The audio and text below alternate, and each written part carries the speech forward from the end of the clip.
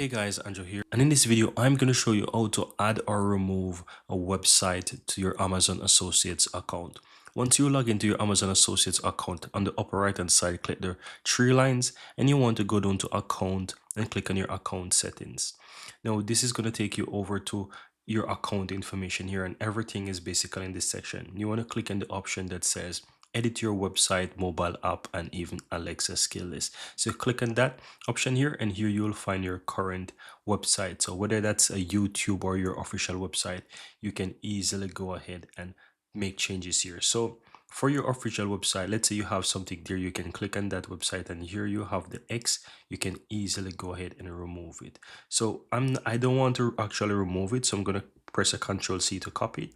But here you can see if I click on the X, it's now removed, and that's how you'd remove it. But if you want to add it, you basically paste your website link there, click on add, and it's going to be added. And here you want to click on next. Then it's going to ask you here if the traffic source that is listed above is directed to children under the age of 13. You want to say no, because if it's not the case, right? And once you do that, it will be added. It's basically two steps. You add the website and you confirm the compliance, and that's all that you have to do. That's basically how you go ahead and add or remove a website to your Amazon Associates account. Very easy and very simple.